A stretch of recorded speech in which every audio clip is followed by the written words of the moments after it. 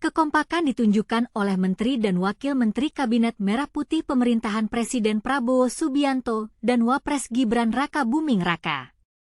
Mereka mengenakan batik coklat saat pengumuman nama Menteri Wamen dan dasi biru saat pelantikan. Kekompakan mengenakan batik coklat sudah terlihat sejak Prabowo memanggil calon menteri dan wakil menteri ke kediamannya di Jalan Kertanegara, Jakarta Selatan, pada Senin, 14 Oktober, dan Selasa, 15 Oktober. Penggunaan batik coklat itu kemudian berlanjut saat pengumuman nama menteri dan wakil menteri pada Minggu, 20 Oktober. Hadir dengan batik coklat. Tadi diminta hadir untuk jam 8 malam, pukul 20, kata salah satu calon menteri saat itu, Yandri Susanto, yang tiba di Kompleks Istana Kepresidenan, Jakarta, Minggu, 20 Oktober. Namun, Yandri tak menjawab secara gamblang mengenai agenda malam itu yang kemudian diketahui pengumuman nama-nama menteri dan wakil menteri Kabinet Merah Putih.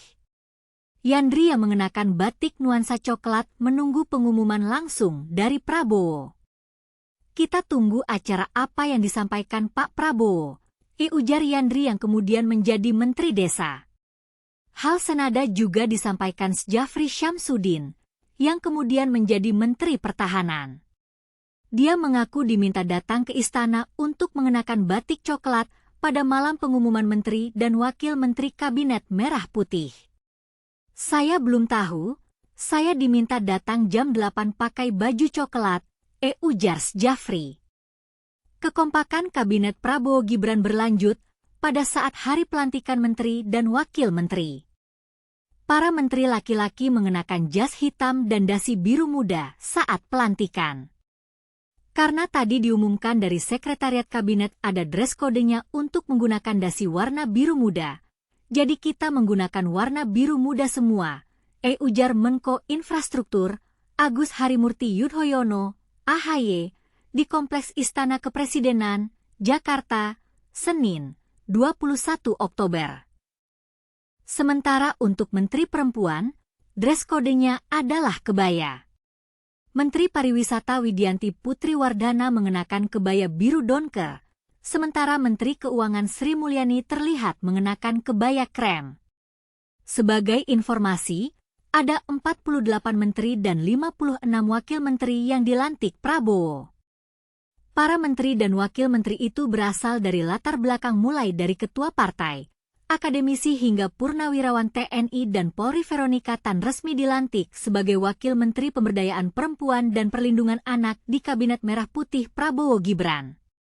Saat pelantikan, Veronica tampil dengan kebaya biru kutu baru. Veronica dilantik bersama dengan 54 wakil menteri di Kabinet Merah Putih lainnya. Wanita 46 tahun itu terlihat mengenakan kebaya kutu baru berwarna biru dilengkapi selendang merah dan kain batik.